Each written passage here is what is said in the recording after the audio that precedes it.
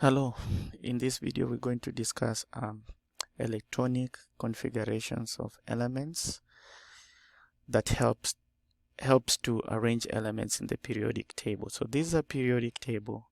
The way they were arranged basically is based mostly on the number of outermost electrons and the number of valence shell, the outermost valence shell.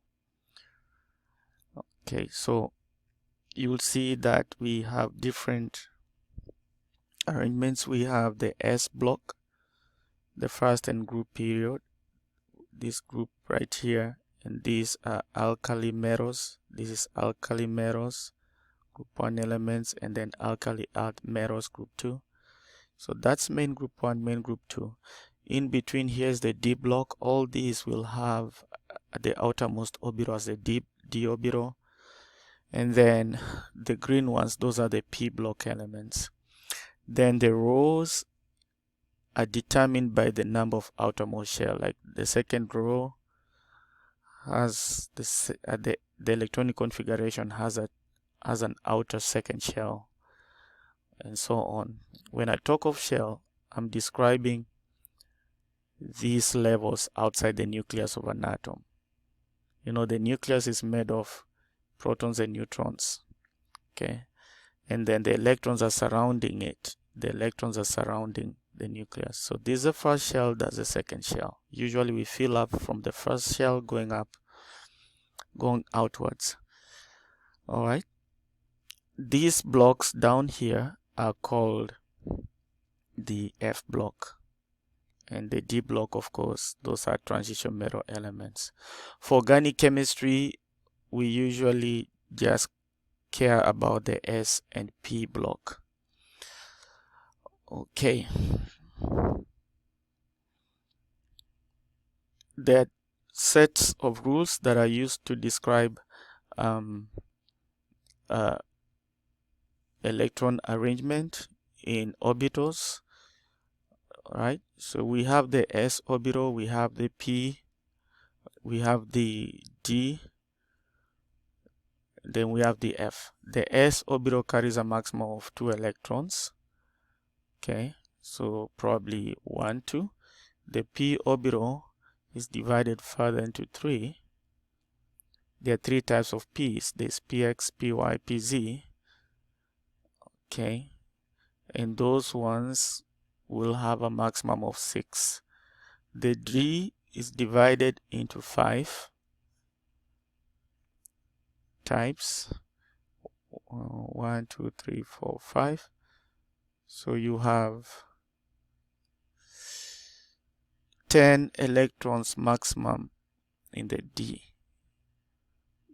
Those are electrons. These small arrows I'm drawing are electrons. They are paired up with opposite spin. And then F is gonna carry a maximum of 14. X will carry a maximum of 14. D carries a maximum of 10. P a maximum of 6. So orbitals are filled up from the lowest energy. Like I said, the one closest to the nucleus will be filled up first. First shell is filled up before second, second is filled up before third. That's Aufbau's principle. And then Pauli exclusion principle states that only 2 electrons per orbital are acceptable, and they must have opposite spin, up and down, opposite orientation, opposite spin. And then Hans' rule says that for a set of orbitals with the same energy, for example, the P orbital, which carries 6 electrons, you have to singly populate the electrons before you pair them up. If there's no pairing, for Hans' rule, if there's no pairing, those electrons must face on the same side, all of them, not like this, like some are up, one is down. No, this will be wrong. So you maximize the spin. For a set of orbitals with the same energy, add 1 electron before the second one is added, and it must be added with opposite orientation. If they are not enough, maximize the spin. Most of them should be pointed up on the same direction, or all should be pointed up on the same direction if none is paired up. So let's discuss electronic configuration. What is electronic configuration? Electronic configuration is the arrangement of electrons in orbitals of an atom. And like I said, according to Pauli's exclusion principle, you want to fill up the first shell before filling up the second shell before filling up the third. Okay, so you want to fill up 1s before 2s, 2s before 2p, 2p before 3s. Okay, remember you're filling shells as you go outside the nucleus. The one that is closer to the nucleus is said to be lowest energy because it's attracted by the nucleus of the atom.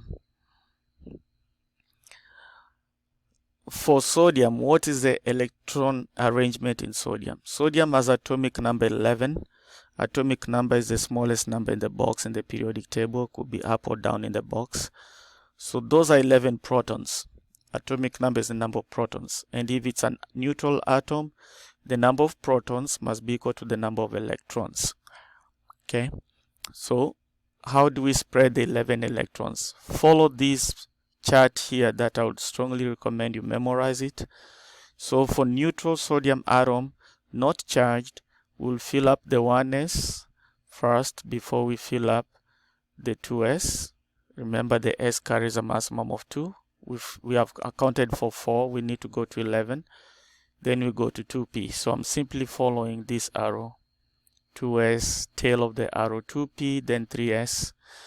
2p carries maximum of 6. Those are 10 electrons. 2 plus 2 plus 6 is 10.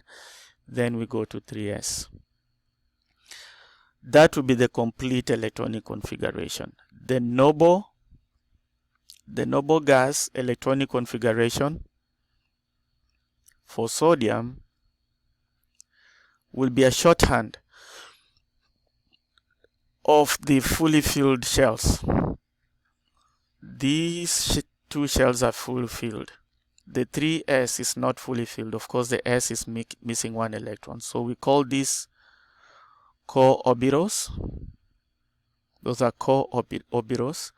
And you count their 10 electrons, which matches the noble gas neon. So we will write in brackets neon and then 3s1. This outermost shell carrying electrons is gonna be called valence shell.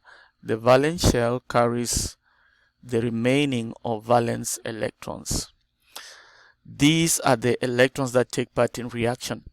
So when sodium is reacting, it would rather lose the 1 than gain like 7 more, even up to get to 3p6 you need 7. If we include 3d, you will be looking for gaining 16 more. So instead of gaining more 6 to fill up the orbitals in the third shell, it would rather lose. So metals react by losing. Group 1 elements, group 2 elements, and the D block elements will react by losing, including aluminum, will react by losing electrons to become stable, meaning to have only fully filled shells. So if you're looking at sodium, if sodium has to form an ion, it has to lose an electron to form a positively charged ion. In chemistry, positively charged ions are called cations. So what you are saying is this: the sodium with 11 electrons will lose an electron. You'll be left with a sodium with 10 electrons as the electron is lost. This arrow means to form, to give. So what will be the electronic configuration of a sodium that has lost an electron? Meaning a sodium with a plus. The plus means you need to add back the electron that was lost.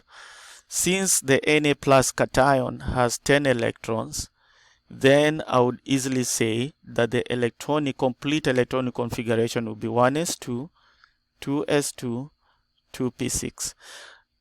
There's no d orbital in the second shell, yet those are 10 electrons represented. And so I can easily just draw the noble gas electronic configuration of sodium ion or cation to be neon in parentheses. This is the complete electronic configuration. This is a shorthand otherwise called abbreviated or noble gas electronic configuration.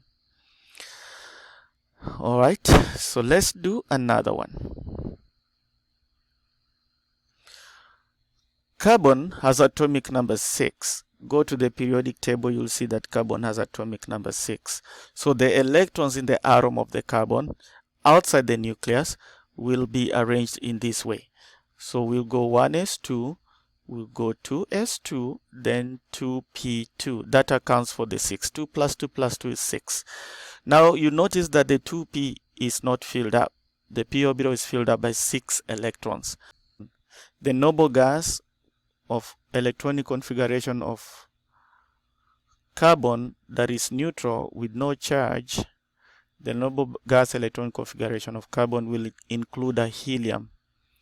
Why helium? Why am I not including 2s and 2p electrons? The reason is that the second shell is not filled up by virtue of p not being filled up.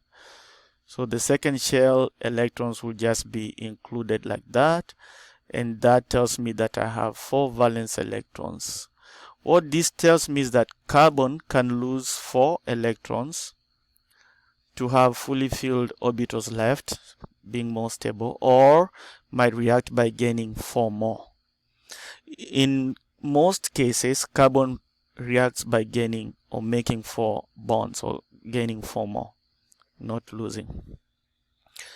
If it has to lose, it may probably just gonna lose 1 electron to make a carbocation, but we'll talk about that later in the chapter, in the class, in the course material. So that is the abbreviated one. This is the complete without shorthand. That's the complete electronic configuration. Okay, so noble gas electronic configuration of carbon again is helium, 2s2, 2p2, just following the tails and heads of the arrows. Let's look at another one. Fluorine has atomic number 9. So we would write it as 1s2, 2s2, 2p6. No, that will be too many. So I will need to have it as 2p5. So let's write 2p5. And we've accounted for the 9. Now again, the second shell is not fully filled up. So the noble gas electronic configuration of a neutral fluorine atom will be that of helium. Basically, you just go upstairs. Will be helium, and then from helium, we'll include our valence electrons, 2p5. Now you realize that fluorine has 7 valence electrons. That's why it's found in the main group 7. This is the main group 7, halogens. Okay, and the outermost shell is 2. That's why fluorine is found in the second period of the periodic table. Okay, just like carbon. Carbon is in the second row, second period, because the outermost shell is the second one. So carbon is in the second row, but it has a 4. It's gonna be in main group 4. The reason why I'm saying main group is because when we are talking about the periodic table, you would either count all the rows 1 through 18, or you'll count 1, 2, skip all this and say 3, 4. See, carbon is in main group 4, fluorine is in main group 7. You see that? Oxygen is in main group 6. And then these are noble gases, they're in main group 8. Nitrogen is in main group 5. That's what I mean by main group. So the number of valence electrons will place the elements in their respective columns and groups. Okay, so fluorine here is easier to gain 1 more electron to fill up the p orbital than to lose it. So fluorine will react by gaining. It is a nonmetal. So when you take fluorine with 9 electrons and give it 1 more, it's gonna be a fluorine with 10 electrons, and because it has an extra electron, we write it as F minus what we call a fluoride. The complete electronic configuration will be 1s2, 2s2, 2p6. Every orbital is filled up, so the configuration of the noble gas configuration of F minus will be same as that of a neon. See, neon has 10 electrons, 10 protons, which is similar to F minus. Species which will end up having the same electronic configuration are said to be isoelectronic. So neon and F minus are isoelectronic because they have the same electronic configuration, 1s2, 2s2, 2p6, but we use the noble gas, the group 8 ones, to shorthand. I believe that has helped you out.